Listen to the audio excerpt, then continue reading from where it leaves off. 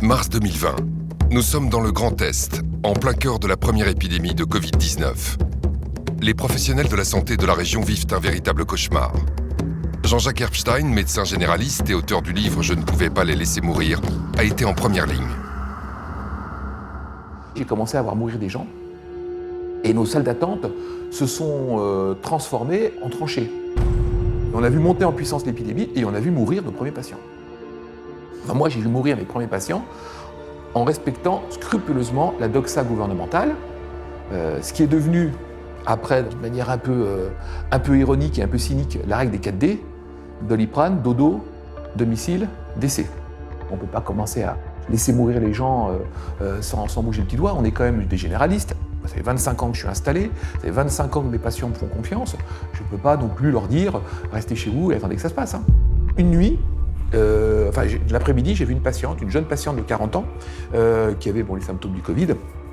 Alors moi, j'ai fait le réflexe « restez chez vous, ça va pas mieux, vous m'appelez, blablabla, blablabla ». Elle m'a chopé sur Messenger en disant « je vais pas bien ». Il était minuit. J'ai dit qu'est-ce qui se passe ? Écoutez, j'ai du mal à respirer. Je lui ai demandé de compter sa fréquence respiratoire, qui était au-dessus de 30. Et là, j'ai dit, oula, c'est pas bon, c'est au-dessus de 25, il faut faire le 15. Donc faites le 15 immédiatement et vous me tenez au courant. Donc elle a fait le 15, et le retour du 15, ça a été restez chez vous. Je pense qu'à ce moment-là, les services de réanimation étaient au bord de l'implosion. Alors j'ai dit, restez chez vous, d'accord, alors, des conseils, vous m'appelez si vraiment il y a quoi que ce soit qui tombe mal, mais je viens vous voir demain. Et le lendemain, je suis allé la voir, je lui ai prescrit la prise en charge théorique à laquelle on avait pensé. Il y avait 4 trucs, il y avait l'azithromycine, un anticoagulant parce qu'on commençait à savoir qu'il y avait des cailloux qui pouvaient se former, un médicament pour l'aider à respirer, et puis du zinc, parce que le zinc a des propriétés antivirales. 48 heures après, plus rien, plus aucun symptôme. On dit tiens, il se passe quelque chose, quoi. J'ai dû traiter 80 patients, et le constat était simple, 0 hospitalisation et 0 décès. Et mon ami Denis Gastaldi doit être à plus de 100. Enfin, on était 3 généralistes, on arrivait à pas loin de 200 patients traités par azithromycine avec des résultats qui étaient quand même drôlement encourageants. Et on a pu un décès et puis une hospitalisation. Le docteur Herbstein et ses collègues décident ensemble de publier une tribune dans l'Est républicain, un journal régional, dans le but de partager leurs observations prometteuses avec le plus grand nombre. Il y avait une urgence absolue. Enfin, les gens ils tombaient comme un gravelotte, ça mourait quand même un petit peu. On s'est rendu compte qu'on avait peut-être une solution. Pas la solution, mais une solution qui était devant nous. Donc on a été très prudents. Très prudents. Et c'est là que les problèmes sont arrivés. Le papier sort le dimanche de Pâques. Lundi de Pâques, c'est repris par le Parisien. Le mardi matin, 8h, coup de téléphone du président du Conseil de l'Ordre. En disant « qu'est-ce que vous êtes en train de faire là ?» Et le président du Conseil de l'Ordre me dit « maintenant, faites ce que vous voulez, mais vous arrêtez toute communication. » Malgré les vies sauvées, le docteur Herbstein se retrouve accusé par le Conseil de l'Ordre de ne pas avoir tenu compte des consignes gouvernementales. Le 9 juin 2020, malgré les résultats encourageants et l'efficacité observée de son protocole à base d'azithromycine et de zinc, la DGS, Direction Générale de la Santé, écrit un courrier à tous les médecins de France. Quand la DGS déconseille la prescription d'azithromycine, non seulement les prescripteurs comme nous ne comprennent pas, mais ce qui est terrible, c'est que le grand public ne comprend pas. Parce que le grand public qui a été traité par l'azithromycine avec succès, dit « mais attendez, mais qu'est-ce qu'ils nous font là ?» Et pourtant, cette décision n'est rien en comparaison de ce qui s'est passé avec l'hydroxychloroquine, une autre molécule qui va se retrouver au cœur de la plus grande polémique et pour certains du plus grand scandale scientifique du XXIe siècle. Comment expliquer cette guerre complètement folle, complètement délirante contre l'hydroxychloroquine? A-t-on oui ou non laissé mourir des gens en les privant de solutions qui auraient pu leur sauver la vie? Ils sont nombreux dans le monde médical à en être convaincus. D'autant que, comme vous allez le découvrir, plusieurs traitements naturels ont montré d'excellents résultats contre la Covid-19 sans jamais trouver le moindre relais dans les médias ni le moindre soutien de la part des instances de santé. Pour quelles raisons? Et dans l'intérêt de qui?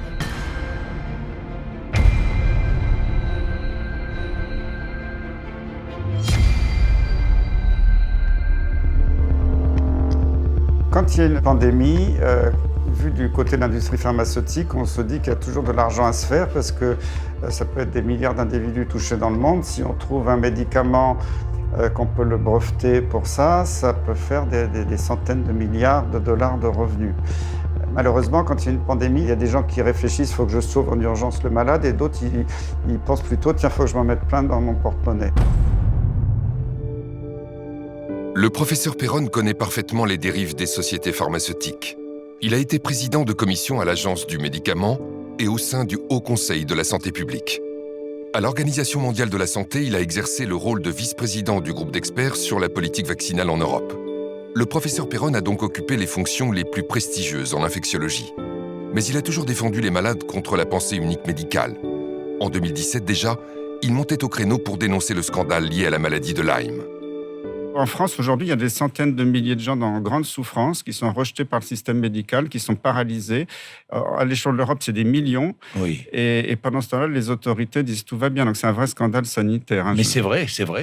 En 2020, il publie Y a-t-il une erreur qu'ils n'ont pas commise pour dénoncer notamment l'influence de l'industrie pharmaceutique dans sa tentative de diabolisation de l'hydroxychloroquine, commercialisée en France sous le nom de Plaquenil, un traitement ancien et bon marché qui a démontré très tôt une efficacité prometteuse contre le coronavirus.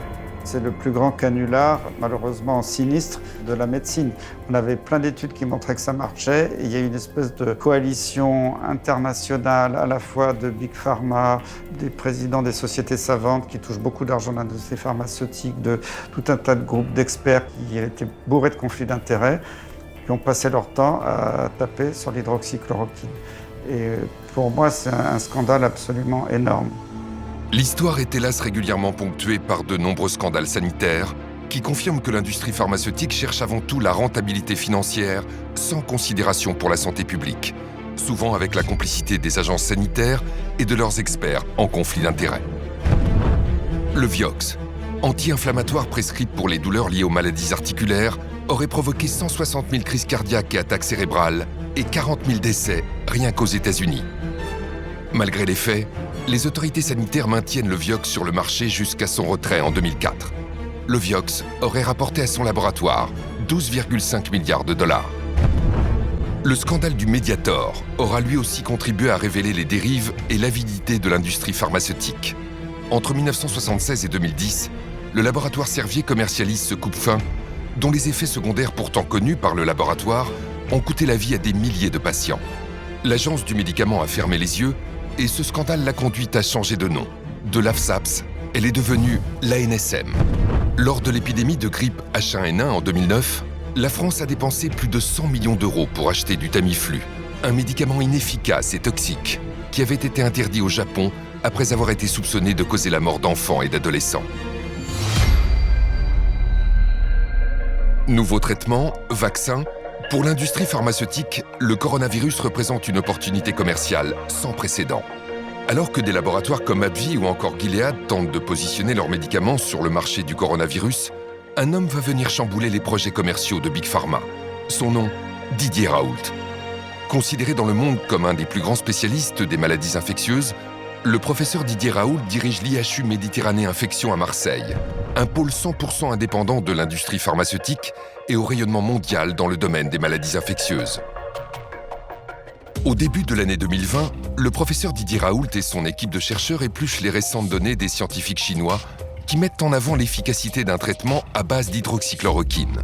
Des études contestées bruyamment par certains experts français. Que des gens qui n'ont jamais traité une infection à coronavirus aient une opinion sur les gens qui ont 20 essais en cours et pour lesquels les éléments ont été suffisants pour que le gouvernement et tous les experts chinois, c'est des experts qui corrélent au coronavirus, hein, pas que sur le papier, c'est leur métier, hein, prennent une position officielle en disant maintenant il faut traiter avec de la chloroquine les infections à coronavirus, c'est déraisonnable de dire écoutez, les Chinois on s'en fiche.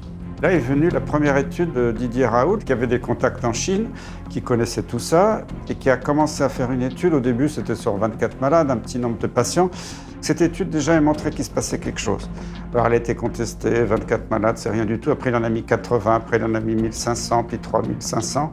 Et là, on a continué à dire, mais ce que fait Raoult, c'est n'importe quoi. Alors que le traitement du professeur Raoult à base d'hydroxychloroquine semble faire ses preuves sur les malades de la Covid-19, les autorités sanitaires françaises, ainsi que de nombreux experts, se montrent étrangement réticents. Nous avons en France la chance d'avoir le meilleur scientifique français reconnu sur la scène internationale, le plus grand chercheur. Bon, je ne dis pas, et lui non plus ne le dit pas, d'ailleurs, vous avez procédé à son interview où il a répondu avec beaucoup de modestie il y a quelques jours de cela, que c'est la solution, qu'il y a un remède absolu à ça. En France, pendant que l'utilisation de l'hydroxychloroquine divise et suscite une controverse démesurée, à l'étranger, beaucoup de pays l'utilisent, avec succès. Très rapidement, le gouvernement italien a parfaitement réagi, les experts italiens aussi. Ils ont dit à tous les généralistes en Italie, donnez de l'hydroxychloroquine. On a vu la chute de la létalité. Au Portugal, dès le début, ils ont dit aux médecins, donnez la chloroquine. La létalité était très faible, inférieure à 5%. La Grèce, c'était magnifique, ils ont une létalité très faible, ils ont donné la chloroquine à tout le monde. Et si on sort de l'Europe, regardez le Maroc, c'est 2% de létalité. Ils ont traité tout le monde par hydroxychloroquine, azithromycine. Et pourtant, malgré ces données prometteuses, le ministre de la Santé, Olivier Véran, fait une annonce qui va faire l'effet d'une bombe auprès de tous les médecins français. Le 27 mars 2020, le gouvernement interdit aux médecins de ville de prescrire l'hydroxychloroquine. Le Haut Conseil exclut toute prescription dans la population générale ou pour des formes non sévères à ce stade, en l'absence, dit-il, de toute donnée probante. Faisons confiance à nos chercheurs. Quand l'hydroxychloroquine a été interdite, j'étais profondément choqué parce que les publications scientifiques montraient que ça marchait, l'expérience de tous les médecins montrait que ça marchait, les médecins de ville avaient commencé à l'utiliser, ça marchait. Et le décret a été rendu en urgence après un avis du Haut Conseil de la Santé publique. Moi, j'étais président de la commission maladies transmissibles, je sais comment ça marche, il y a un règlement intérieur, il y a une charte des conflits d'intérêts, rien n'a été respecté. Il n'y a pas eu de réunion de la commission, c'est un groupe d'experts où il y avait des membres du conseil ou pas qui sont réunis. C'était validé par le président sans qu'il y ait aucune réunion, aucun vote, aucune déclaration des conflits d'intérêts. Donc déjà, l'avis du Haut Conseil de la Santé publique était totalement illégal.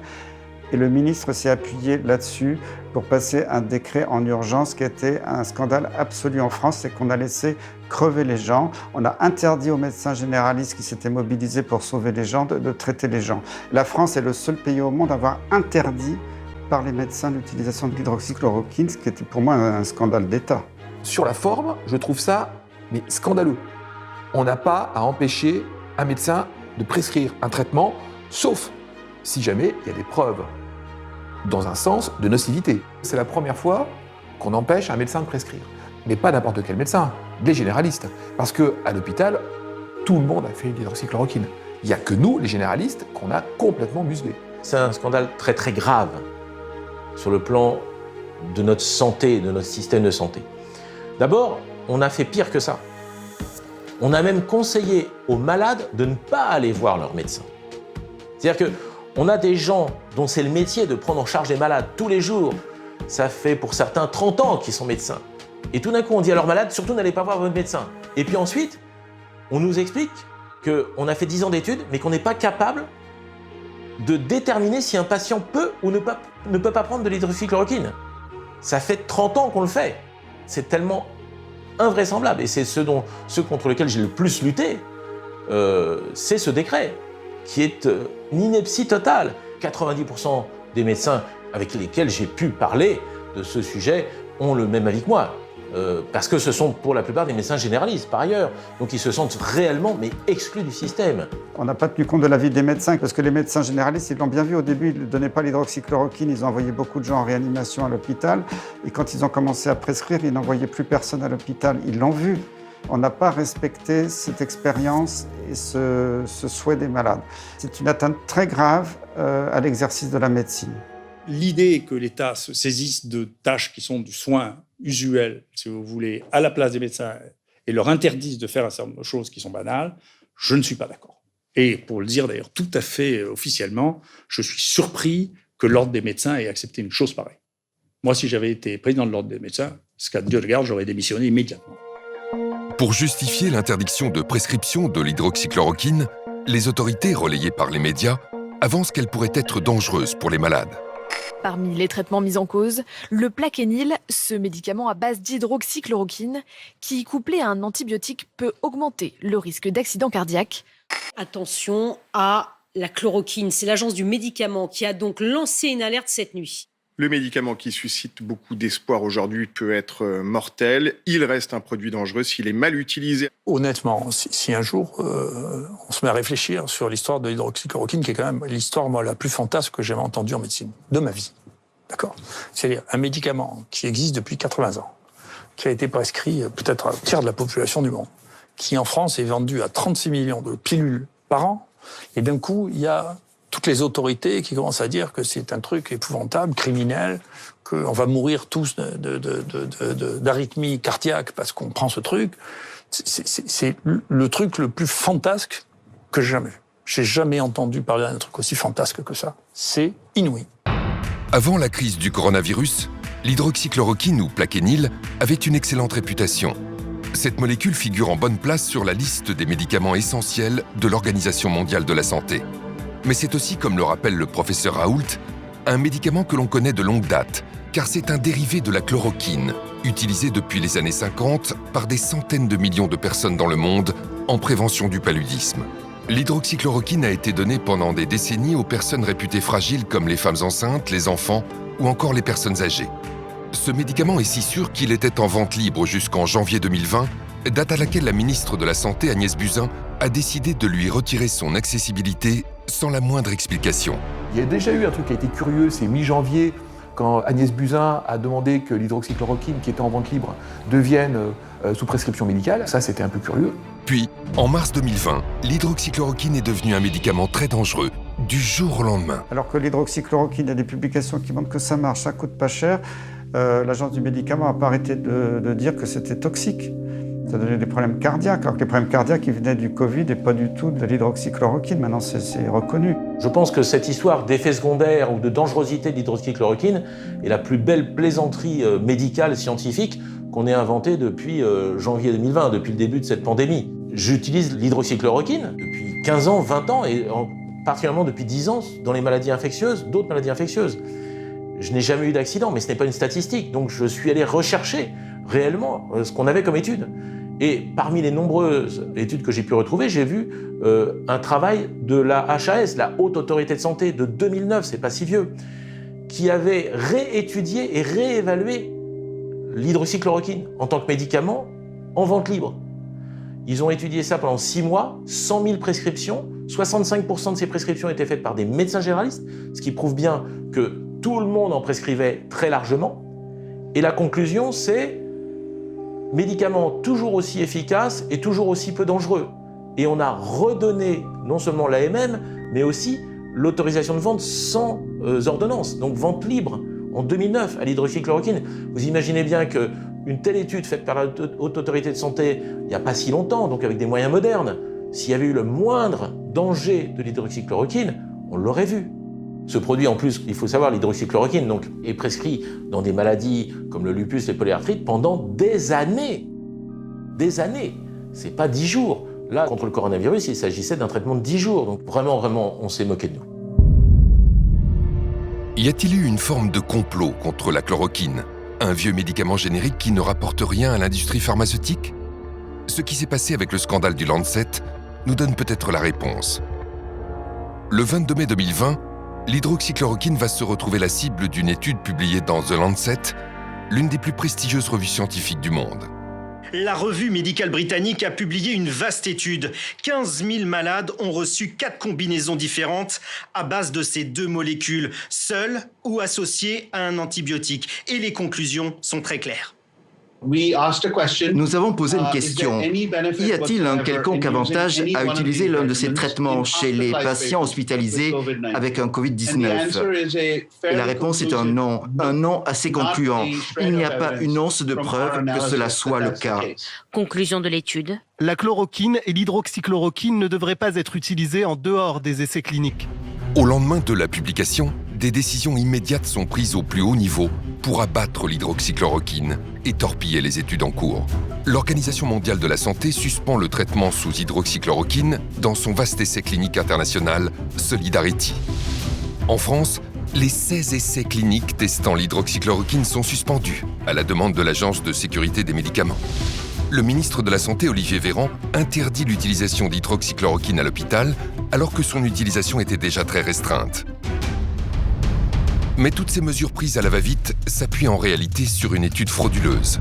Le 4 juin, The Lancet fait marche arrière et indique dans un communiqué le retrait de son étude. La revue The Lancet fait volte-face. Dans un communiqué publié jeudi soir, 3 des 4 auteurs d'une récente étude sur l'hydroxychloroquine remettent en cause sa validité.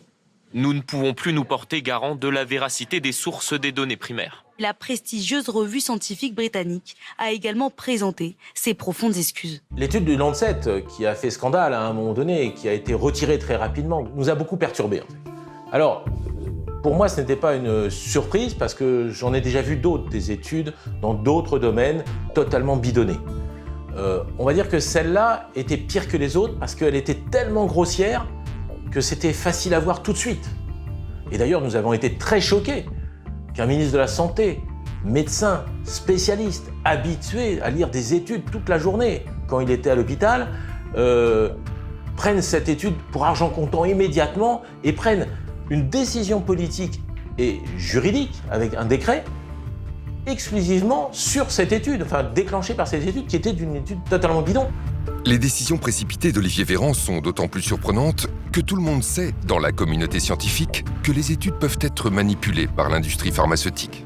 Et le rédacteur en chef du Lancet lui-même a fait un pamphlet en 2016 pour dire dans mon journal ça va pas du tout, c'est infiltré par l'industrie, on publie des articles qui sont complètement faux. Le patron du Lancet, Horton, a dit maintenant on va plus pouvoir publier des données de recherche clinique parce que les laboratoires pharmaceutiques aujourd'hui sont tellement forts financièrement et arrivent à avoir de telles méthodologies pour nous faire accepter des papiers qui, apparemment, méthodologiquement, sont parfaits, mais qui, au fond, font dire ce qu'ils veulent à cela. C'est très, très grave. Le scandale du Lancet est ahurissant. Mais il y a un autre scandale énorme, cette fois franco-français, qui éclabousse les études sur l'hydroxychloroquine.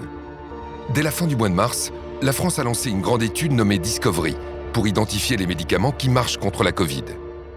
On a le protocole Discovery, auquel on croit beaucoup et qui est très important, qui est un protocole européen, avec, vous le savez, plusieurs branches. Il y en a une sur la fameuse hydroxychloroquine et azithromycine. Il y en a aussi sur le remdesivir et plusieurs autres protocoles de traitement. On aura des résultats le 14 mai. Finalement, après des mois d'attente, des résultats partiels sont tombés en septembre. Et ils sont saisissants. Dans Discovery, le groupe de malades ayant reçu de l'hydroxychloroquine a connu 31% de morts de moins que le groupe qui n'a pas reçu de médicaments. L'étude montre également une réduction de 17% de la sévérité des symptômes. C'est très encourageant pour ce médicament. Toutefois, il faut préciser que ces résultats ne sont pas significatifs sur le plan statistique, car le nombre de patients n'est pas assez élevé. Cela veut dire qu'il fallait intégrer plus de patients pour confirmer ce bon résultat. Mais ce n'est pas ce qu'ont décidé les responsables français de l'étude. Au contraire, à la mi-juin, ils ont décidé de l'arrêter, rendant statistiquement contestables des résultats pourtant favorables à l'hydroxychloroquine. Et il s'est passé exactement la même chose au CHU d'Angers, où l'hydroxychloroquine était testée contre placebo. L'étude e-Covid a été arrêtée brutalement alors que l'hydroxychloroquine était en train de montrer une diminution de la mortalité de 46%. Là encore, le résultat n'est pas significatif statistiquement, faute de patients en nombre suffisant. Mais avec un tel signal positif, une mortalité divisée par 2, il y avait toutes les raisons de continuer l'étude plutôt que de l'arrêter en cours de route. Je voudrais bien que des journalistes d'investigation interrogent les gens responsables de ces essais pour leur dire « mais comment se fait-il que vous les ayez arrêtés ? Quel est le rationnel scientifique de l'arrêt d'un traitement qui a été mis en cours, qui est officiel, que vous l'arrêtez prématurément alors que vous n'avez qu'une partie de ce que vous aviez prévu de faire et que les résultats préliminaires sont à faveur de l'hydroxychloroquine ?» Ça, c'est une question intéressante. Cette affaire est d'autant plus troublante que, par comparaison, un autre médicament a bénéficié d'un traitement très différent. Il s'agit du remdesivir, un médicament à 2 000 € la dose, fabriqué par le laboratoire Gilead. En septembre 2020, le professeur Yazdan Pana, principal architecte de Discovery, est auditionné au Sénat. En ce qui concerne le remdesivir, nous, pour l'instant, on n'a aucune preuve sur l'efficacité de ce traitement.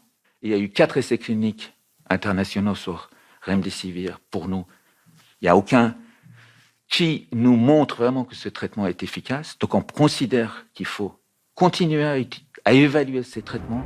Malgré l'accumulation d'études défavorables, Le professeur Yazdan Pana veut donc continuer l'essai Discovery sur le remdesivir, alors qu'il a été décidé d'arrêter l'essai sur l'hydroxychloroquine au moment où elle semblait diminuer la mortalité de 31%. Alors pourquoi un tel deux poids deux mesures ? Ce médicament, le remdesivir, serait-il une clé d'explication du scandale autour de l'hydroxychloroquine ?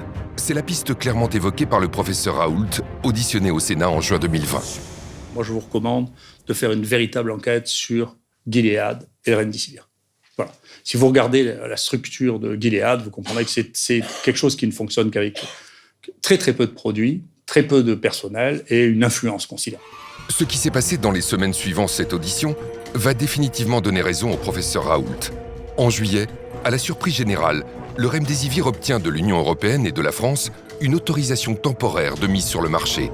C'était plus qu'étonnant car il n'existait alors aucune preuve de son efficacité et il y avait des signaux très clairs de sa toxicité sur les reins et sur le foie. Il donne des insuffisances rénales potentiellement graves chez des gens qui sont, je vous rappelle que ceux qui sont vraiment malades sont souvent des gens fragiles, âgés, ils ont un rein déjà fatigué, et en plus la maladie, le virus, attaque le rein, puisque vous savez qu'en dehors des poumons, il attaque le cœur et le rein.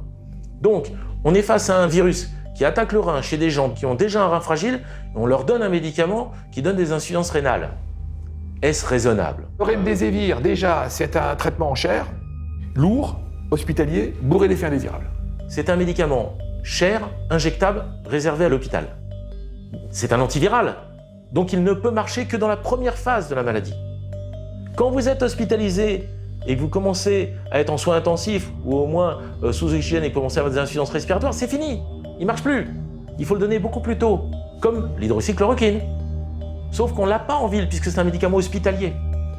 Donc c'est doublement absurde, parce qu'on met en avant un médicament qui est à usage exclusivement hospitalier pour des malades qu'il faut traiter avant qu'ils arrivent à l'hôpital. En face, vous avez l'hydroxychloroquine. L'hydroxychloroquine, on la connaît depuis 30 ans. On connaît tous ses effets secondaires, on n'a aucune inconnue sur cette molécule, et elle coûte 4 €. Vous êtes ministre de la Santé, vous décidez d'essayer lequel ? Celui que vous ne connaissez pas, qui vaut entre 2 000 et 4 000 €, celui que vous connaissez parfaitement et qui vaut 4 €. Voilà ce que je pense du remdesivir. Quand l'ANSM a accordé au remdesivir l'autorisation donc de provisoire de mise sur le marché, une ATU, eh bien, 2 jours plus tard, le Haut Conseil de santé publique, lui, au terme de ces débats qui sont publics, et on a les transcriptions, disait que c'était inefficace, cher, et qu'aucune preuve de l'efficacité clinique n'avait été apportée. Donc comment est-ce que l'ANSM a pu accorder une autorisation avec le texte dit une présomption forte d'efficacité, là où les experts, 2 jours plus tard, diront que c'est notoirement inefficace. Et en un temps record, je ne sais pas, en 2 semaines, c'était autorisé à l'Agence du médicament américaine, en un temps record à l'Agence du médicament européenne, en un temps record à l'Agence du médicament française. Ils ont une autorisation de mise sur le marché. Mais c'est un scandale énorme. Ce scandale énorme devient encore plus criant à l'automne. Le 8 octobre 2020, la Commission européenne signe l'achat de 500 000 doses de remdesivir avec le laboratoire Gilead. À plus de 2 000 € le traitement, c'est un contrat à plus d'1 milliard d'euros pour un médicament qui n'a jamais fait la preuve de son efficacité. Plus grave encore, quelques jours après ce méga contrat, l'Organisation mondiale de la santé publie les résultats de son grand essai Solidarity. Les conclusions sont claires et définitives. Le remdesivir ne sauve pas la moindre vie et n'accélère pas la guérison des malades. Ces conclusions définitives n'ont pas empêché l'Union européenne de signer un contrat à 1 milliard d'euros pour ce médicament. Et dans la foulée de ce contrat, le remdesivir est distribué largement dans les hôpitaux français. Juste après que tout le monde se soit mis d'accord sur le fait que le remdesivir ne sert à rien, eh bien, on reçoit du ministère de la Santé, du directeur général de la Santé, une lettre qui nous dit maintenant, vous pouvez utiliser le remdesivir quand vous voulez, c'est gratuit, on en a tant que vous voulez. Vous pouvez donc mettre des perfusions pendant 10 jours avec un produit qui ne sert à rien et qu'on a acheté. Mais vous n'avez pas le droit d'utiliser l'hydroxychloroquine, qui est un médicament que 2 milliards de personnes ont pris dans leur vie et qui n'a pas donné d'effets secondaires, à part essentiellement des problèmes oculaires quand on prend ça pendant plus d'1 an. Donc, si vous voulez, il y a quand même là un problème de fond. C'est particulièrement choquant parce qu'au même moment, l'Agence du médicament a refusé à nouveau d'autoriser l'hydroxychloroquine en France. L'Agence du médicament refuse au professeur Raoult une recommandation temporaire d'utilisation de la chloroquine en disant « Écoutez, on ne peut pas, professeur, parce que, vous comprenez, 1, ça ne marche pas, 2, c'est dangereux. C'est même très dangereux, la chloroquine. » Sauf que cette même agence du médicament avait 2 mois auparavant, 3 mois auparavant, au mois de juillet, accordé une autorisation, cette fois-ci temporaire d'utilisation, au remdesivir, qui lui était notoirement inefficace, et je vais y venir, et effectivement spécialement dangereux. Qu'est-ce que ça cache ? Qu'est-ce que ça cache ? Tous les scandales de santé publique commencent comme ça. Ce refus d'autoriser l'hydroxychloroquine est d'autant plus choquant qu'à la fin du mois d'octobre, les preuves scientifiques sont désormais massivement favorables à ce traitement. Sur 136 études réalisées sur ce médicament, les 3/4 concluent à son efficacité contre la Covid-19.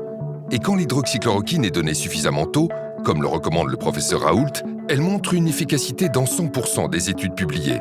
C'est pour cela que de très nombreux pays utilisent et recommandent ce médicament dans le monde entier. À l'automne 2020, 3 des plus grandes nations de la médecine recommandent officiellement l'hydroxychloroquine. La Chine, qui a inclus la chloroquine dans sa liste officielle des médicaments contre la Covid. La Russie, qui recommande l'hydroxychloroquine en traitement précoce. Et l'Inde, qui la recommande aussi à la fois en prévention et en traitement de la Covid-19. Si on regarde les pays où la létalité était la plus forte, c'est les pays les plus riches et soi-disant les plus avancés sur le plan économique, que ce soit la France, la Grande-Bretagne, la Belgique. Et on s'aperçoit que ce sont les pays qui sont le plus sous l'influence de l'industrie pharmaceutique. Et ça, c'est dramatique, alors que les pays soi-disant plus pauvres, qui n'avaient pas trop les moyens, s'en sont extrêmement bien sortis avec des médicaments pas chers comme l'hydroxychloroquine. Face à toutes ces preuves, le refus de l'agence du médicament d'autoriser l'hydroxychloroquine est difficilement compréhensible.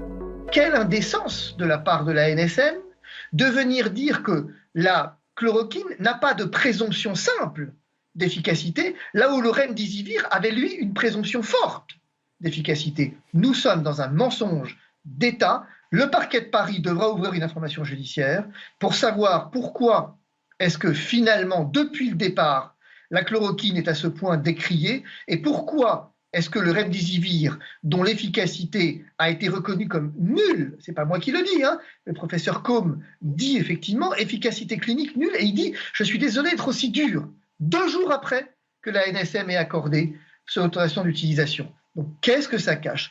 Nous saisissons le parquet parce que nous pensons, nous craignons qu'effectivement nous soyons au cœur d'un scandale. De fait, pour imposer le remdesivir, Gilead a sorti en coulisses l'artillerie lourde, et ce, dès le début de l'épidémie. Lors de son audition au Sénat en juin 2020, le professeur Raoult dénonçait déjà des méthodes peu orthodoxes. Je vous le rappelle, moi quand j'ai commencé à parler pour la première fois de la chloroquine, il y a quelqu'un qui m'a menacé à plusieurs reprises, de manière anonyme.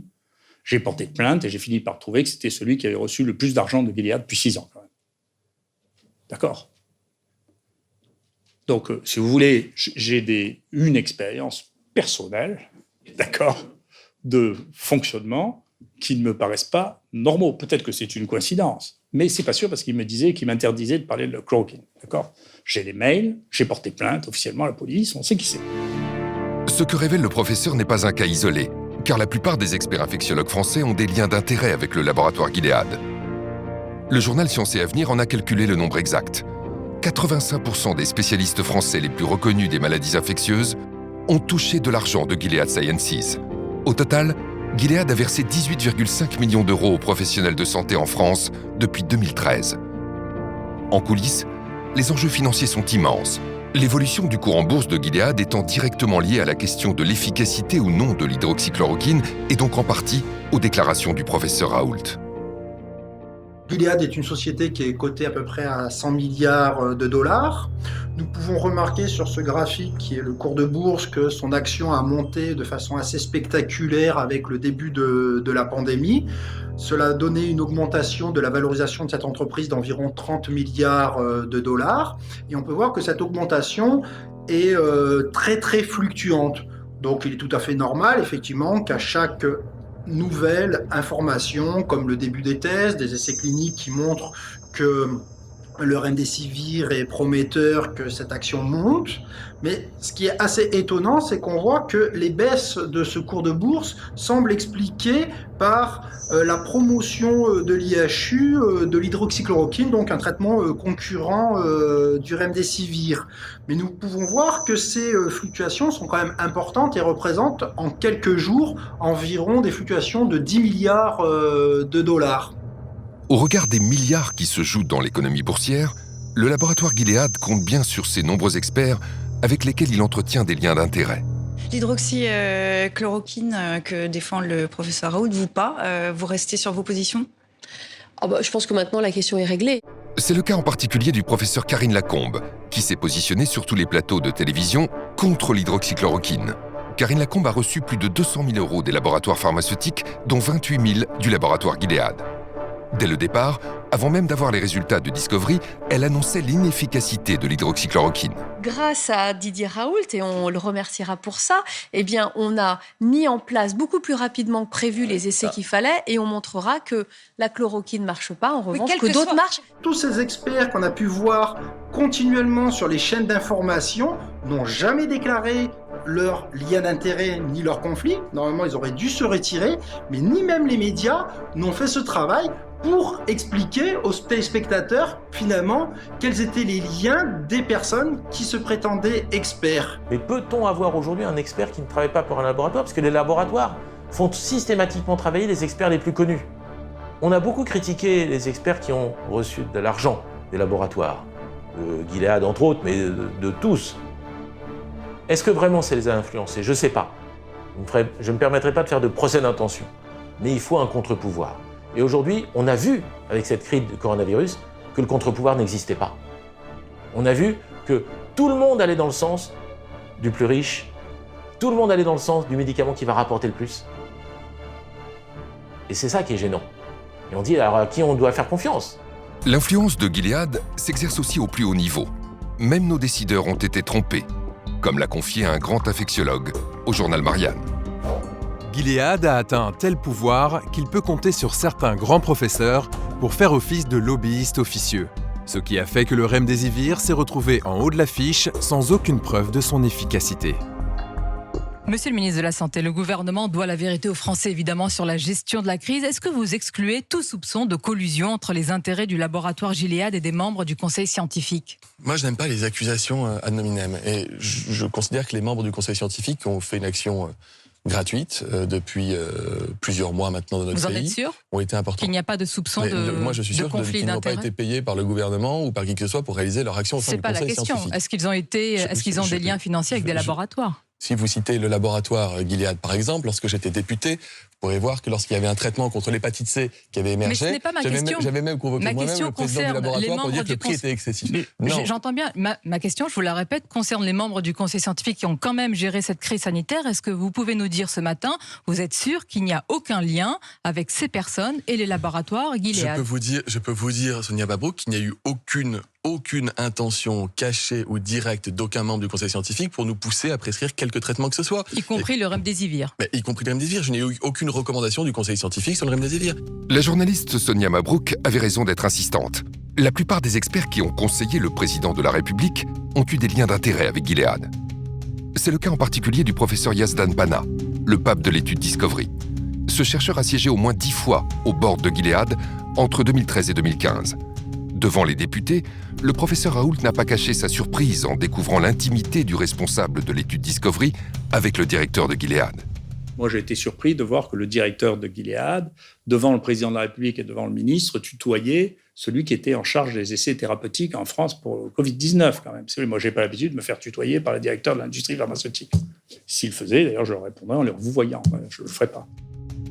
Bruno Ohen, l'autre grand expert de Discovery, était membre du groupe de travail français qui s'est exprimé le 5 mars 2020 en faveur du remdesivir. Bruno Ohen a reçu pas moins de 52 000 € de Gilead en avantages, rémunération et contrats d'expertise. Même le président du conseil scientifique, Jean-François Delfrécy, a pris part une fois au conseil de Gilead en 2013.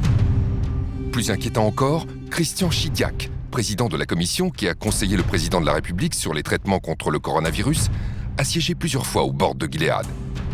Selon le professeur Raoult, c'est cet homme qui a influé pour que le Premier ministre empêche les médecins hospitaliers de prescrire librement l'hydroxychloroquine aux malades de la Covid-19. Ce qui est en train de sauter aux yeux de la population, c'est qu'à propos de l'hydroxychloroquine, on est en train de dévoiler au grand jour toutes les magouilles de l'industrie pharmaceutique pour promouvoir des médicaments très chers et pouvoir occuper les marchés. En effet, pendant que l'hydroxychloroquine était diabolisée, d'autres molécules efficaces ont été purement et simplement ignorées. C'est le cas de vieux médicaments qui ne sont plus sous brevet, comme la colchicine, l'ivermectine et la fluvoxamine. Tous les trois ont fait la preuve de leur efficacité contre la Covid-19 dans des études contrôlées contre placebo, et pourtant les autorités et les médias restent silencieux, comme s'il n'y avait pas de place dans notre système médical pour les molécules qui ne rapportent plus rien aux laboratoires. Si vous dites maintenant, alors qu'on dépense des centaines et des centaines de millions pour trouver de nouvelles molécules, que vous savez, il suffit de recycler des molécules anciennes qui sont génériquées et qui ne coûtent rien, vous sciez toute une branche de la science qui s'est développée depuis 20 ans. Et donc, vous avez les plus grandes difficultés à trouver des gens qui regardent ça avec un œil favorable. Tout ça heurte à la fois un modèle économique, pas que des intérêts. Comment on développe une molécule qui n'est plus rentable? On ne sait pas le faire dans notre monde. Parmi les victimes de ce modèle économique, il n'y a pas que les vieux médicaments génériqués. Il y a aussi et surtout les molécules naturelles, comme les vitamines, les minéraux ou les plantes médicinales, dont l'efficacité peut pourtant être extraordinaire, sans le moindre effet indésirable. C'est le cas en particulier de la vitamine D, considérée par de nombreux scientifiques comme la vitamine de la décennie. Peu coûteuse, facile à prendre et sans effet secondaire, la vitamine D est au cœur de plus d'une quarantaine d'études scientifiques concluant à des résultats si spectaculaires pour lutter contre la Covid qu'on pourrait ne pas le croire. Comme vous allez le découvrir, la vitamine D en prévention permettrait de réduire de moitié le nombre d'infections au coronavirus. Mais ce n'est pas tout. La vitamine D en traitement aurait pu sauver la vie de milliers de malades hospitalisés. Professeur de médecine, de physiologie, de biophysique et de médecine nucléaire, le professeur Michael Olick est l'un des plus grands experts de la vitamine D dans le monde. Il est à l'origine de plusieurs études portant sur l'action de la vitamine D contre le coronavirus. Le professeur Olick nous a reçus pour partager avec nous les résultats saisissants de ses recherches et les découvertes récentes autour de la vitamine D. Nos connaissances à propos de la vitamine D ont été bouleversées ces 10 dernières années. Si son rôle est crucial pour la santé des os et le métabolisme du calcium, il l'est aussi pour de nombreuses autres fonctions biologiques, notamment la réduction des risques de maladies telles que les cancers communs, les maladies auto-immunes graves comme la sclérose en plaques, l'arthrite rhumatoïde, le diabète de type 1, mais aussi les maladies infectieuses, y compris, selon nous, la pandémie de Covid-19, mais aussi les risques de maladies cardiovasculaires, de maladies d'Alzheimer, de dépression, et la liste est encore longue. De nombreuses études ont décrit comment la vitamine D agit sur le système immunitaire. Nous avons pu observer qu'une simple prise de vitamine D permet d'agir sur 291 gènes régulant la fonction immunitaire, la mortalité cellulaire et toute une série de processus biologiques. Une de nos études a donné des résultats incroyables. Donner à une personne 600 unités de vitamine D par jour permettait de réguler 150 à 200 gènes du système immunitaire. Mais avec 4000 unités par jour, ce chiffre passait à environ 300 à 400 gènes et à plus de 1000 avec 10 000 unités par jour. C'est ce rôle majeur pour la santé et le bien-être général qui explique l'intérêt qu'elle suscite dans le monde entier. Au début de l'année 2020, lorsque l'épidémie s'abat sur le monde, le professeur Olick est convaincu que la vitamine D pourrait avoir un impact contre le coronavirus. Lorsque tout a commencé en février dernier, j'étais en Argentine pour une partie de pêche et j'ai attrapé le dernier vol pour rentrer. J'ai aussitôt écrit à mon hôpital et à d'autres personnes concernées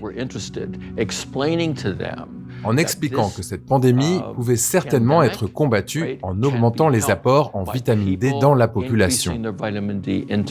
De nombreuses études, dont les données de l'enquête nationale de santé américaine, ont montré qu'une amélioration du taux de vitamine D réduit les risques d'infection des voies respiratoires supérieures, dont la grippe et plusieurs virus du rhume, comme les adénovirus et les coronavirus. Nous connaissons le rôle très important de la vitamine D pour le bon fonctionnement du système immunitaire et la régulation de l'activité des cytokines. Or, l'une des principales complications de la Covid-19 est justement ce qu'on appelle l'orage cytokinique, à l'origine de nombreuses complications et de décès liés à cette infection. Il n'est donc pas surprenant qu'une amélioration du taux en vitamine D puisse contribuer à combattre cette maladie virale. Le professeur Hollick n'est pas le seul à comprendre immédiatement l'intérêt exceptionnel de la vitamine D pour lutter contre la Covid. La vitamine D est absolument essentielle. Ça réduit, ça a été prouvé, les infections hivernales. Vous aurez des grippes moins fréquentes, moins fortes. Vous aurez moins de rhume. Vous aurez même moins de cancers. Il y a une très belle étude canadienne qui montrait que c'était 2 fois moins de cancer du sein chez les femmes qui avaient un taux de vitamine D suffisant par rapport à celles qui ont une carence en vitamine D. Là aussi, pourquoi n'a-t-on pas dit aux Français « Allez chez votre médecin, faites doser votre vitamine D ». C'est un complément alimentaire de base. S'il n'y en avait qu'un, ça serait celui-là peut-être.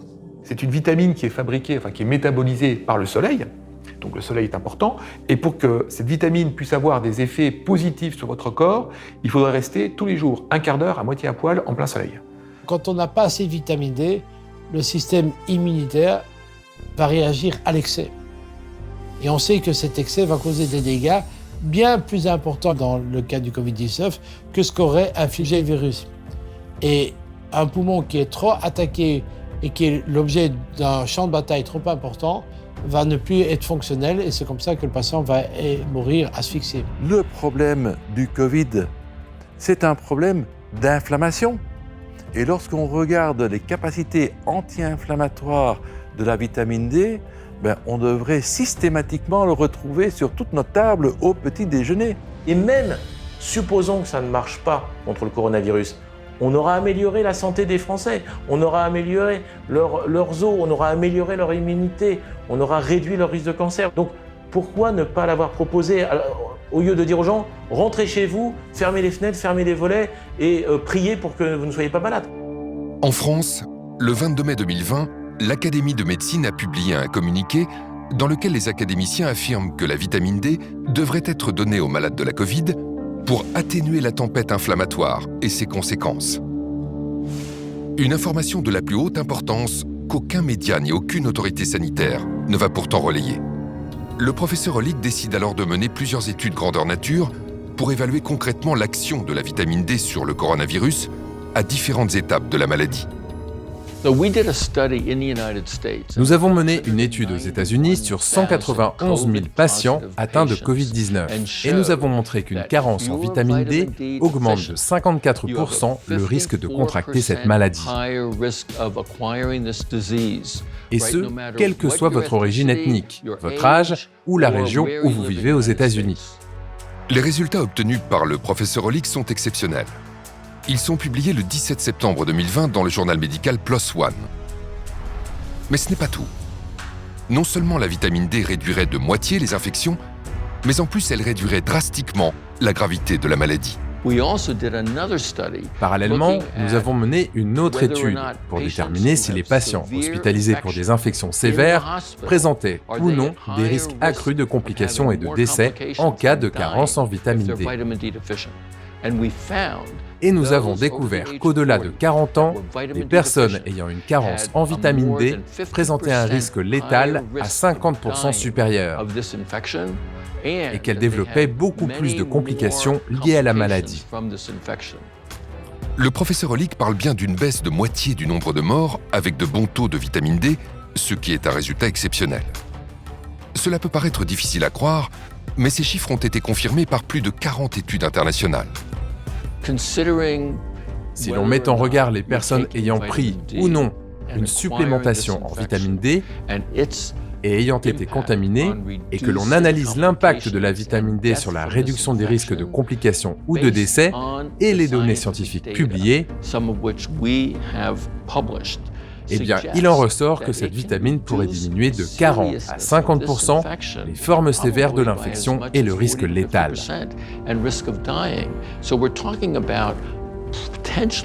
Je pense qu'on parle potentiellement de centaines ou de milliers de personnes qui auraient pu éviter l'hospitalisation, effectuer des séjours moins longs à l'hôpital et surtout éviter la complication ultime, à savoir la mort. Nous en concluons donc que c'est un bouclier puissant contre le risque de contracter cette maladie infectieuse grave. Une étude randomisée espagnole confirme la conclusion du professeur Hollick. Des chercheurs ont séparé en deux groupes 76 patients. Les 2 tiers ont reçu des doses importantes d'un analogue de la vitamine D3. 1 tiers a reçu un simple placebo. Dans le groupe placebo, la moitié des patients est partie en réanimation. 2% seulement dans le groupe vitamine D. Mieux, tandis que 8% du groupe placebo sont décédés, on ne déplore aucun mort chez les patients du groupe vitamine D. À ce jour, on estime que 40% de la population mondiale est carencée en vitamine D. 80% en France. Parmi les plus touchés, les personnes âgées. Plusieurs études en France et dans le monde prouvent que la vitamine D réduit le risque d'infection et de décès. C'est ce qui a été observé dans un EHPAD frappé par le virus lors de la première vague. La vitamine D a protégé les malades. On a observé en fait que les résidents qui avaient été supplémentés en vitamine D récemment, en fait dans les 30 derniers jours avant l'infection, eh bien, avaient une survie qui était 90% supérieure aux résidents qui avaient reçu de la supplémentation en vitamine D plus ancienne. Je pense que les maisons de retraite devraient en prendre conscience et administrer systématiquement de la vitamine D à leurs résidents. Nous savons qu'ils sont susceptibles d'être à risque de carence en vitamine D et qu'ils courent un risque très élevé de contracter cette infection et d'en mourir. Aux États-Unis, j'ai recommandé d'administrer immédiatement 50 000 unités de vitamine D. Le message du professeur Hollick n'a toujours pas été entendu. Seule l'Angleterre a finalement décidé à l'automne 2020 de distribuer gratuitement une supplémentation en vitamine D à 2 millions de personnes âgées et vulnérables dans l'espoir de réduire leur risque de développer une forme grave de Covid-19. En France, comme dans d'autres pays, le silence des autorités est assourdissant. Quand on dit que la vitamine D peut aider à combattre cette maladie, cela soulève des interrogations. Les médecins connaissent le lien entre la vitamine D, le rachitisme et la santé osseuse, voire même peut-être l'ostéoporose chez la femme. Mais ils sortent rarement des sentiers battus. Ils ne savent pas qu'il existe une littérature impressionnante démontrant que les récepteurs de vitamine D sont présents dans le système immunitaire et qu'ils ne sont pas là pour rien. Mais le sujet mobilise peu. Il est peu exploité par les fabricants de médicaments, par les professionnels de la santé ou par les responsables de la santé publique qui sont censés s'occuper du bien-être de la population. J'espère donc vraiment que nos études et celles qui sont en train d'être publiées finiront par attirer l'attention. La vitamine D n'est pas le seul remède étrangement oublié face à la Covid-19. Pour se défendre efficacement contre cette maladie, notre corps a également besoin d'oligo-éléments. Parmi les plus importants, on trouve le zinc. Indispensable pour un bon fonctionnement du système immunitaire, le zinc a démontré une action incontestable pour enrayer le processus viral du coronavirus. C'est un oligo-élément qui est fondamental.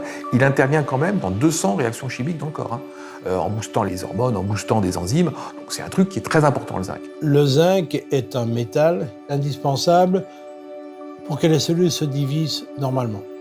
Donc s'il n'y a pas de zinc, les cellules ne savent pas se diviser, on ne sait pas renouveler les cellules. Donc le zinc est indispensable pour la cicatrisation, il est indispensable pour la régénération de l'intestin. Il est indispensable pour la réponse immunitaire. Le zinc a été considéré comme le nutriment le plus essentiel du système immunitaire et sa carence dans le monde est responsable de plusieurs centaines de milliers de morts. Le zinc, en plus, on a des études qui montrent que ça marche sur le coronavirus. Si vous donnez une certaine quantité de zinc en aigu, vous avez une meilleure défense contre le virus. Mais évidemment, vous n'allez pas attendre d'être infecté pour prendre du zinc. Mais vous avez des dizaines d'études sur l'intérêt du zinc comme stimulant immunitaire pour réduire le risque d'infection virale.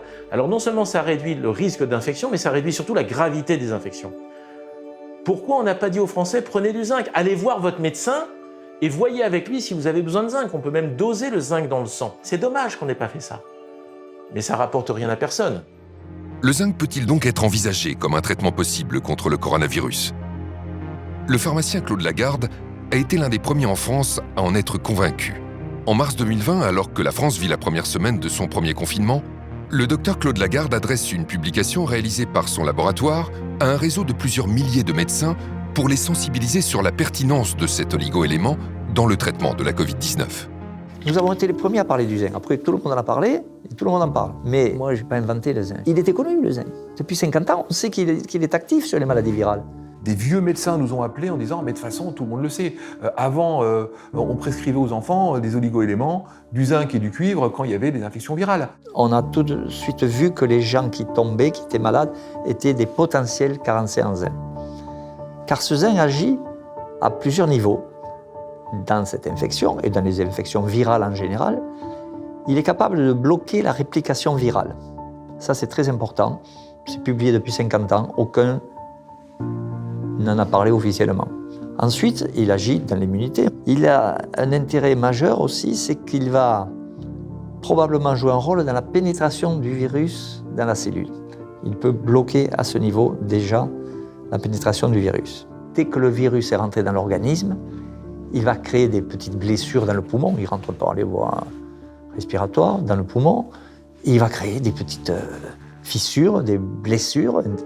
Et si on a suffisamment de zinc dans nos cellules de proximité, on va cicatriser, on va enrayer le processus en plus, puisqu'on bloque la réplication virale, et ça se termine. On a démontré que le zinc interfère avec la division du virus.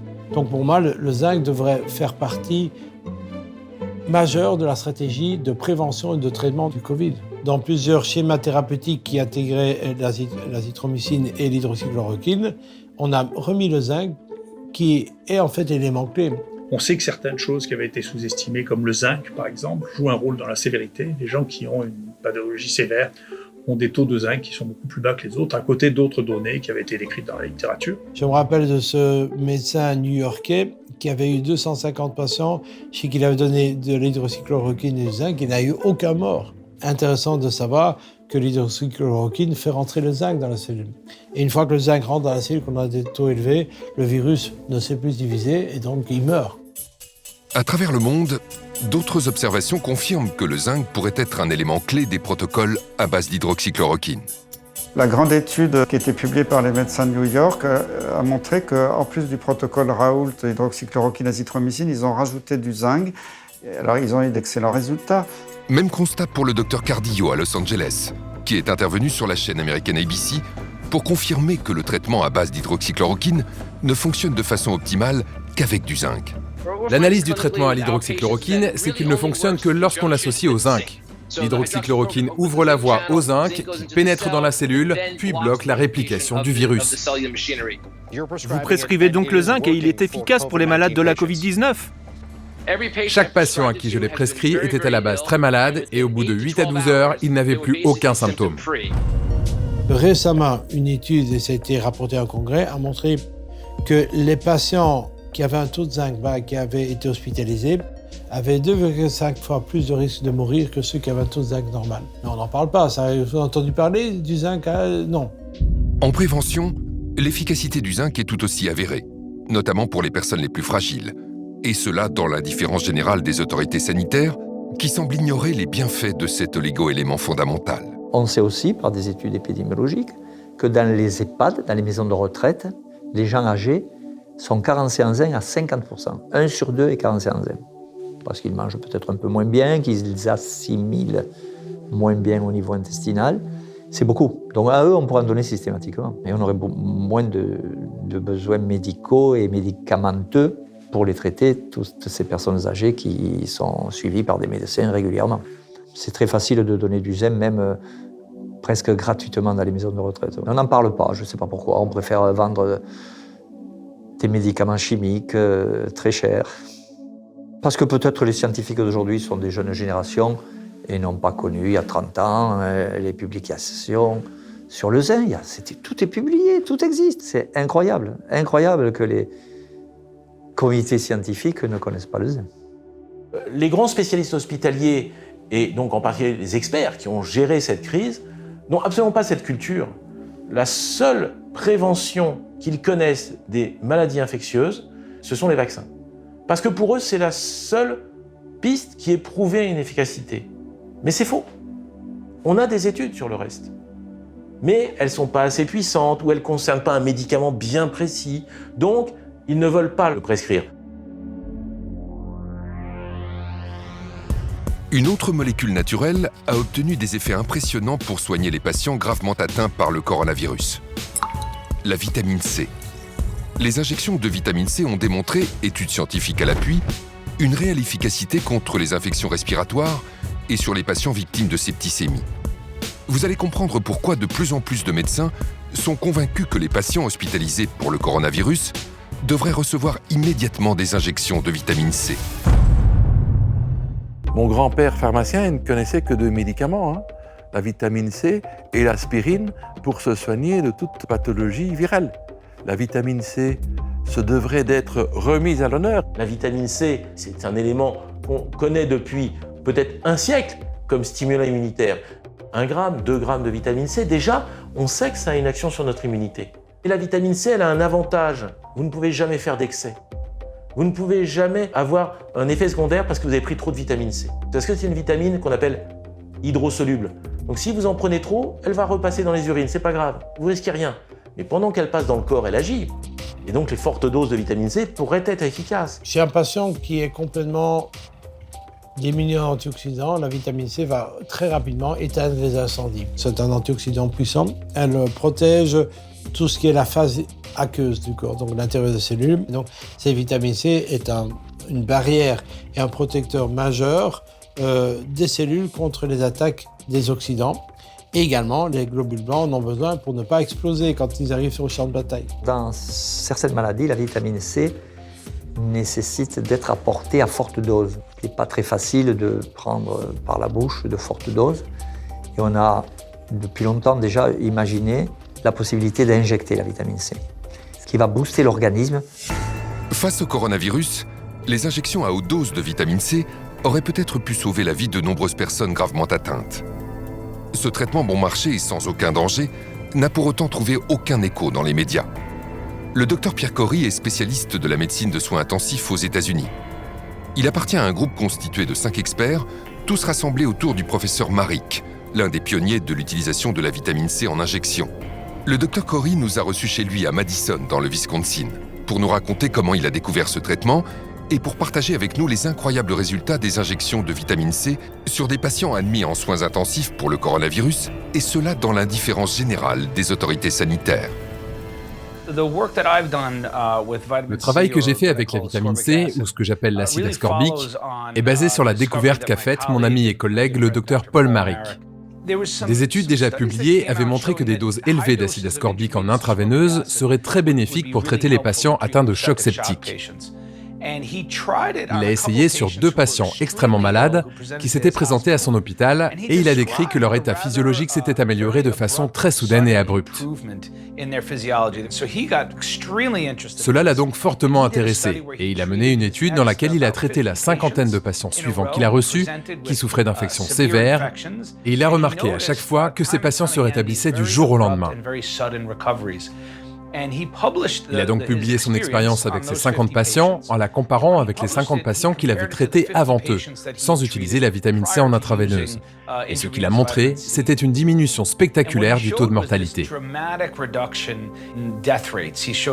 Une grande quantité de patients survivaient avec beaucoup moins de défaillance des organes. Ils n'avaient pas d'insuffisance rénale, ils n'avaient pas besoin de dialyse.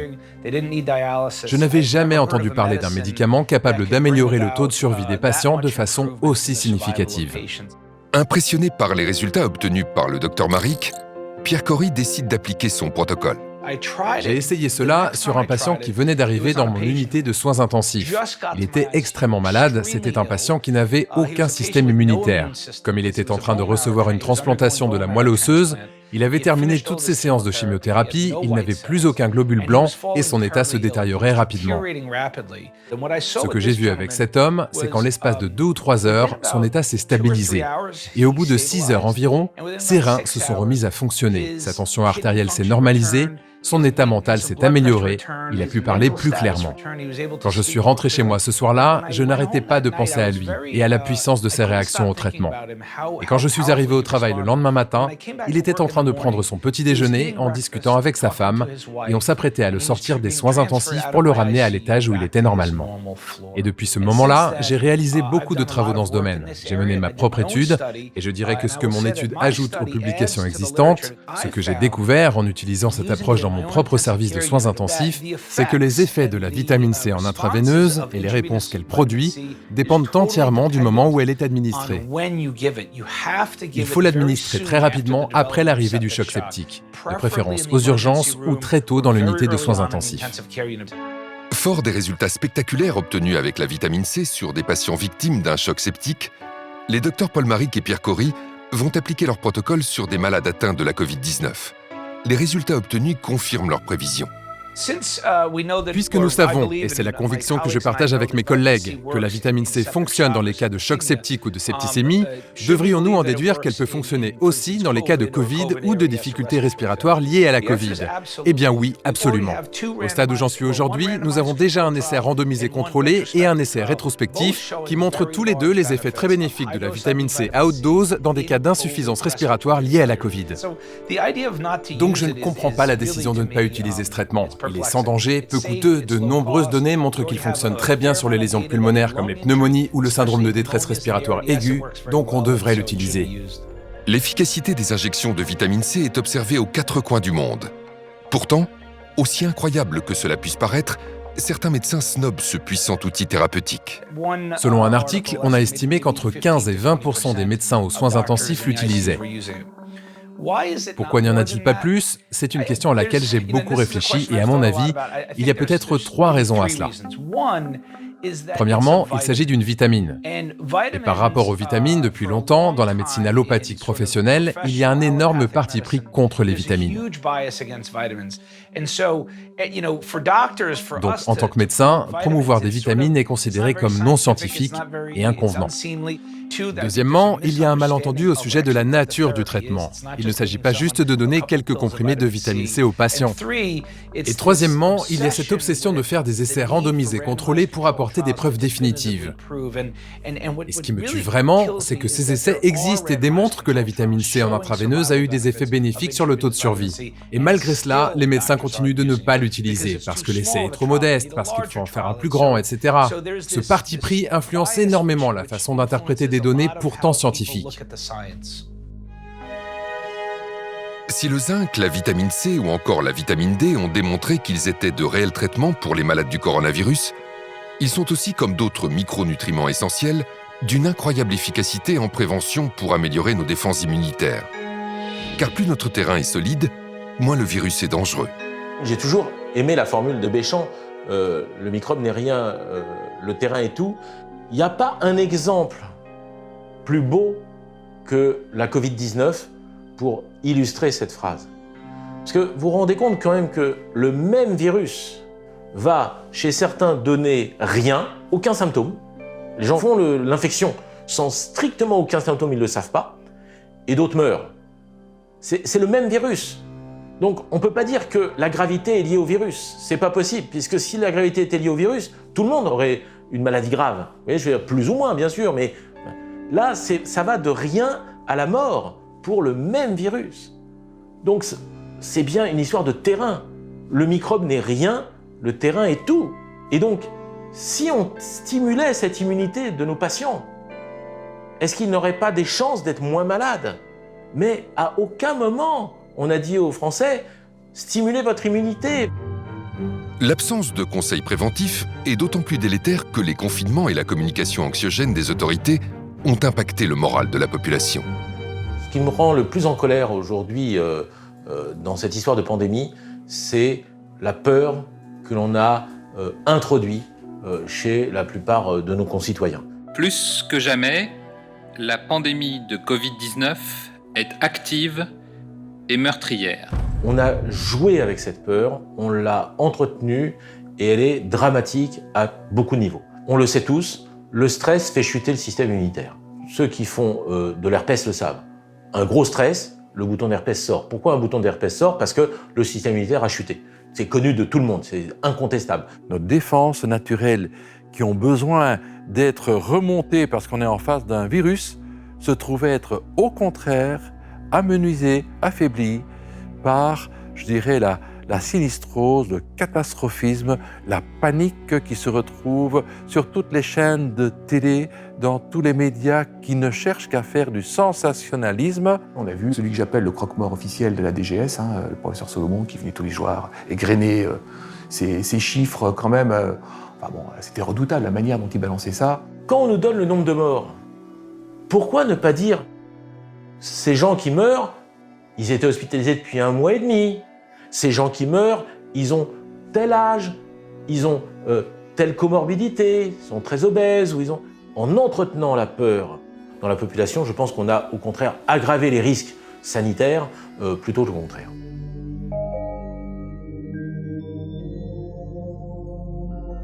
Le stress est une agression psychologique, une peur, ou alors elle est chronique parce qu'on pense tous les jours à ce problème de virus. Et le stress met en branle des mécanismes de réponse aux agressions qui a tendance à nous carencer en certains micronutriments, en certaines molécules de la vie. Vous voyez ? Donc le stress concourt à nous carencer en magnésium, en zinc, en d'autres substances minérales essentiellement, mais il nous carence parce qu'il hyperconsomme certains nutriments. Donc si on n'a pas apporté l'équivalent tous les jours dans son alimentation, le stress va nous vider petit à petit de certaines réserves. Stress, isolement, manque de soleil, l'immunité de la population déjà fragilisée n'a en plus pas pu bénéficier de la part des autorités sanitaires de conseils avisés sur les gestes préventifs simples qui lui auraient permis d'optimiser ses défenses naturelles. Le professeur Toussaint l'a très clairement dit dans plusieurs de ses interventions. Interdire aux gens de sortir et leur interdire de faire du sport est une aberration scientifique. Parce qu'on réduit leur immunité alors que le sport augmente l'immunité. On a beaucoup d'exemples, mais il y a un qui m'a frappé le plus.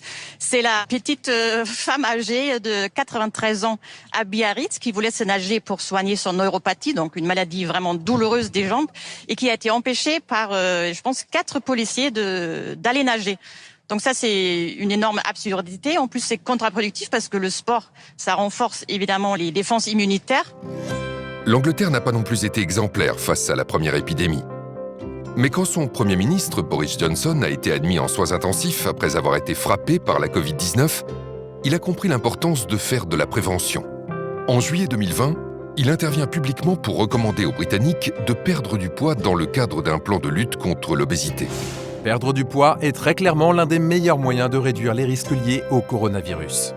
Des mesures radicales ont été prises au plus haut niveau pour sensibiliser la population britannique sur les conséquences délétères de l'alimentation transformée, comme par exemple interdire aux supermarchés de promouvoir des articles considérés comme étant de la malbouffe, ou encore interdire les publicités télévisées pour les produits riches en sucre avant 21h. En France, pas un mot. Le sucre, c'est une catastrophe. Arrêtez de manger du sucre. Il y a du sucre partout. Et dans 70% des cas, vous mangez du sucre, vous en rendez même pas compte. C'est quelque chose d'épouvantable pour l'immunité, pour la peau, pour tout ce genre de choses. Aujourd'hui, sur la planète, c'est le sucre qui tue le plus de gens, et de loin, devant toute autre maladie, y compris les virus. L'excès de sucre vous intoxine sur plusieurs années. Vous finissez diabétique, hypertendu. Le sucre est hyper consommé, beaucoup trop. Or, on a montré que si on énumérait, comme on le fait pour les victimes du SARS-CoV-2, le nombre de morts par jour, eh bien les gens seraient absolument paniqués à avoir une canette de coca, puisque on sait que, et ça a été une étude sérieuse publiée par l'université de Stanford, le département d'épidémiologie, que le sucre mondialement tue 1 personne par seconde dans le monde. 1 personne par seconde dans le monde. Et bon, donc ça fait plusieurs liés par jour. Et ça, on n'en parle pas. Donc vous devez savoir que, notamment au niveau des communautés européennes, l'industrie du sucre dépense 3 milliards de dollars par an pour le lobbying, pour ne pas que des décisions contre les industries qui mettent du sucre prennent des décisions, notamment pour l'étiquetage. Quand on vous dit ça, vous avez tout compris. Face au coronavirus, une bonne hygiène alimentaire peut faire toute la différence. C'est ce que le docteur Assim Malhotra a déclaré dans le journal European Scientist. Le grand public doit être informé immédiatement qu'il lui faut réduire le sucre, les glucides transformés et la malbouffe, et se mettre à consommer des produits bruts, riches en légumes, fruits, noix, graines, avec beaucoup de protéines, de légumineuses, de poissons, viande, œufs, pour améliorer sa santé en quelques semaines et l'aider à se protéger contre le nouveau coronavirus. Pourquoi ne conseille-t-on pas aux gens de se prémunir, de leur donner des conseils alimentaires pour prévenir des désordres et des pathologies? Eh bien, je pense tout simplement parce que dans les études de médecine, on n'apprend pas la santé aux futurs médecins. On leur apprend à faire des beaux diagnostics en s'aidant d'explorations coûteuses, souvent des radios, des analyses de laboratoire, des scanners, etc.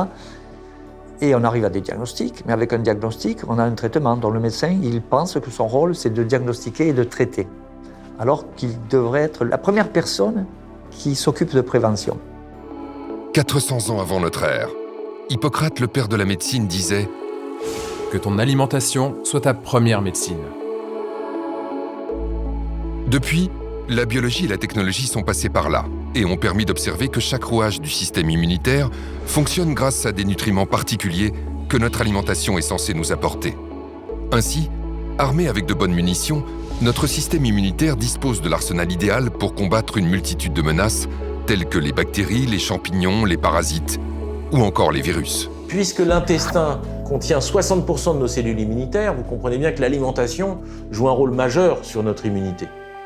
Seulement de nos jours, l'alimentation est souvent trop riche en calories et trop faible en nutriments essentiels, même lorsque l'alimentation est équilibrée. C'est pourquoi pour de plus en plus de professionnels de la santé, la micronutrition apparaît comme une solution préventive particulièrement efficace contre les virus. Notre organisme est une véritable usine chimique qui fabrique des hormones, des anticorps, des quantités de molécules, des tissus, du muscle, des organes. Donc, tout se fait par de la chimie interne, ce qu'on appelle la biochimie. Et cette biochimie nécessite des substances que nous devons manger absolument. Donc protéines, acides aminés, acides gras polyinsaturés, vitamines, toutes les vitamines, oligo-éléments, qui sont des catalyseurs. Sans eux, les milliards de réactions chimiques dans l'organisme ne peuvent pas bien se réaliser. La micronutrition, c'est un moyen de restaurer le bon fonctionnement de l'organisme. C'est d'apporter donc des nutriments à l'état de trace, parce que micronutriments pour corriger ces défaillances. La plupart de mes patients ont des carences sévères en oméga 3, des carences en sélénium, en vitamine D. Je me rappelle de ce patient qui a un cancer du pancréas, qui est venu me voir parce qu'il est désespéré, parce que, en fait, quand on vous dit vous n'avez plus que pour 3 mois à vivre, soit vous acceptez, vous allez faire votre testament, soit vous essayez de voir s'il n'y a pas une alternative. Et ce patient, à qui on avait dit vous êtes inopérable, a voulu quand même faire autre chose. Son bilan nutritionnel était catastrophique, on l'a corrigé. Il a pu, avant une chimiothérapie, la tumeur a régressé, on a pu l'opérer et il est en rémission complète. Et donc l'approche est très efficace lorsque vous adressez le patient comme personne unique et que vous envisagez tous les nutriments et que vous corrigez de manière personnalisée. Et quand vous faites ça, vous avez des résultats remarquables. La situation des maisons de retraite, ou comme vous appelez en France EHPAD, est assez révélatrice et caricaturale de la situation de société. Les personnes âgées, en moyenne plus de 80 ans, ont été les premières victimes et restent les premières victimes de cette infection à virus SARS-CoV-2 Covid-19, ce qui est révélateur de leur état micronutritionnel détestable et complètement carencé. On a des moyens efficaces qui sont de corriger le taux de vitamine D, le taux de zinc, le taux d'antioxydants. Et c'est ça qui est un peu interpellant. Pourquoi, alors que cela est connu, est-ce qu'on ne le propose pas aux patients ? Cette omerta s'exerce également sur les nombreuses autres solutions naturelles à notre disposition. C'est le cas notamment des traitements fondés sur les extraits de plantes et les principes actifs naturels, plus communément appelés la phytothérapie. La plupart des médicaments ont été aspirés à partir des plantes. Le problème, c'est que les plantes ne sont pas vénales, n'ont pas breveté leurs inventions. Donc, que fait Big Pharma ? Elle prend la molécule, elle la modifie, elle la rend unique, elle la brevette et elle peut la vendre au plus haut prix puisque elle est protégée. La phytothérapie, c'est une stratégie merveilleuse que moi j'ai découvert à travers les malades. Je n'ai pas appris ça à l'école de médecine, bien entendu. Et le gouvernement chinois, quand il y a eu le Covid, ils ont été intelligents. Ils ont vu qu'ils étaient un peu débordés au début. Bon, certes, ils ont trouvé l'hydroxychloroquine en cours de route, mais ils ont fait appel à la médecine traditionnelle chinoise et que ont donné les médecins chinois? Beaucoup d'artémisia. Ça a marché. Après, ça a été exporté en Afrique. Ça a marché remarquablement. On s'est moqué du président de Madagascar et d'autres pays qui avaient de l'artémisia partout dans les écoles. Il n'a pratiquement pas eu de Covid, il n'a pratiquement pas eu de mort. Il y en a d'autres. Scutellaria a prouvé son efficacité sur le coronavirus lui-même. Son efficacité, je dis bien en prévention. Seul, ça ne guérit pas la maladie, mais en prévention, on a une réduction des infections à coronavirus grâce à Scutellaria. Beaucoup d'extraits de plantes ont un intérêt parce que ce sont des molécules qui vont limiter l'inflammation. Boudée, voire discréditée par une bonne partie du monde médical et scientifique, la phytothérapie mérite pleinement de retrouver ses lettres de noblesse. Le 19 septembre 2020, l'Organisation mondiale de la santé a approuvé la mise en place d'un protocole pour des essais cliniques concernant les traitements de phytothérapie pour la Covid-19. Les débats scientifiques sur l'artémisia, les margousiers ou encore la vernonie pourraient ainsi retrouver leur place légitime. À côté de la phytothérapie, vous avez l'aromathérapie. Vous avez le plus grand antiviral probablement que la nature ait créé, qui est Ravinsara. Cette huile essentielle qui vient de Madagascar est d'une puissance extraordinaire. Et on a des publications claires là-dessus. C'est un antiviral puissant qui touche justement beaucoup les virus, on va dire des familles du coronavirus, et c'est un immunostimulant. Le Ravinsara est en effet une huile essentielle emblématique de l'aromathérapie. Son efficacité sur les virus est bien connue du grand public. Pour preuve, elle a été en rupture de stock pendant plusieurs semaines en France durant l'épidémie. Le domaine de prédilection des huiles essentielles, c'est l'infectiologie. Donc toute pathologie qui aura généré ou qui va se marquer, se traduire par une infection, que l'infection soit bactérienne, fongique, parasitaire, virale. Le secret de l'efficacité d'une huile essentielle réside dans le fait qu'elle est constituée d'innombrables molécules, augmentant ainsi son champ d'action et son efficacité face aux intrus.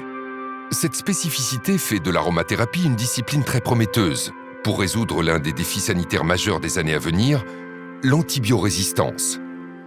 Selon l'OMS, d'ici 2030, les antibiotiques ne seront plus efficaces sur bon nombre de bactéries, avec des conséquences catastrophiques pour notre santé.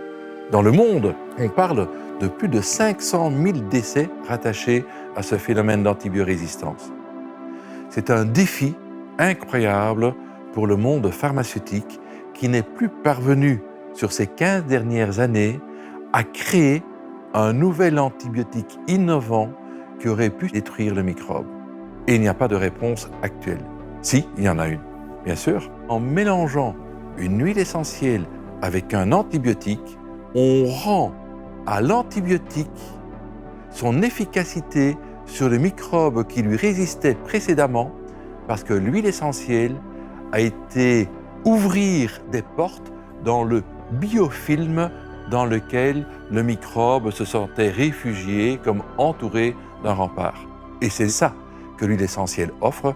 Maintenant, l'huile essentielle choisie a elle-même une activité antibactérienne qui lui permet de ne pas être simplement un ouvre-porte à l'antibiotique. Les mécanismes d'action des huiles essentielles sont nombreux, ce qui en fait des armes particulièrement utiles contre les nouvelles menaces comme le coronavirus. Chaque classe de molécules composant les huiles essentielles peut avoir une activité différente sur le virus. On va par exemple détruire l'enveloppe du virus et le virus forcément va mourir. On peut attaquer son ADN, son ARN et donc forcément provoquer la mort du virus. On peut aussi empêcher que le virus n'adhère à la paroi de la cellule pour pénétrer la cellule et créer la pathologie. Pourtant, malgré toutes ces actions avérées pour faire face aux microbes et aux virus, l'aromathérapie est régulièrement discréditée dans les médias, particulièrement durant l'épidémie de coronavirus. Pourquoi un tel discrédit alors que dès 2008, on savait qu'une huile essentielle, le laurier noble, avait une activité in vitro contre le virus SARS-CoV, responsable de l'épidémie de SRAS en 2003. Pourquoi ne pas avoir immédiatement testé les huiles essentielles contre le SARS-CoV-2, Nous nous heurtons à un scepticisme d'un monde médical qui ne peut pas croire que ces huiles essentielles aient un intérêt thérapeutique. Si vous ne pouvez pas breveter une molécule, vous ne ferez jamais d'études dessus. C'est pour ça qu'il n'y a pas d'études sur la phytothérapie. C'est pour ça qu'il n'y a pas d'études sur l'homéopathie. C'est pour ça que l'hydroxychloroquine n'a pas été mise en avant. Si on parle de l'hydroxychloroquine, si on parle de la colchicine, si on parle d'autres molécules naturelles ou synthétiques comme la vitamine C, cela ne fait pas vivre les actionnaires de l'industrie pharmaceutique. Et pour l'industrie pharmaceutique, il faut du nouveau. Et l'innovation, cela se paye cher. L'épidémie de la Covid-19 a révélé les failles de notre système de santé. Le modèle économique de l'industrie pharmaceutique basé sur des nouvelles molécules vendues à prix d'or a révélé ses limites, ses dangers, mais aussi ses dérives. Notre santé, notre bien le plus précieux, est à la merci d'un écosystème où la santé des actionnaires prévaut sur celle de la population. Cette crise pandémique constitue une opportunité sans précédent pour qu'individuellement nous reprenions notre santé en main et que collectivement, nous nous unissions pour changer de paradigme afin que les solutions naturelles retrouvent leur lettre de noblesse. Ceci afin que le bien-être et la santé du patient soient au centre de toutes les priorités. Pour réformer le système de santé, il faudrait vraiment séparer le monde de l'argent et le monde des médecins, faire un coup de balai dans toutes les agences d'évaluation, avec des vraies évaluations pour le coup des conflits d'intérêts de chacun. Déjà, ce serait une bonne base pour repartir. La santé, c'est le fondement du bonheur. Et je veux bien parier sur les futures générations de pharmaciens et de médecins qui, avec un retour au manger sain, au vivre sain, il y aura une volonté de se soigner sain. Je pense qu'il faut du bon sens dans la vie. Et la médecine est un art et pas une science. Nous sommes tous différents. Et c'est là que le médecin traditionnel, qui a de l'expérience, est fondamental. Les origines de la santé, c'est quoi? C'est avoir un tube digestif qui fonctionne bien, d'avoir un bon microbiote, d'apporter à notre système immunitaire les justes molécules en proportion en qualité qui lui permettent de réagir de manière efficace. Parce que lorsque ce système immunitaire est normal et est alimenté correctement, c'est un système d'une efficacité remarquable. Nous sommes dans une médecine intégrative. On ne veut pas avoir notre seule vérité.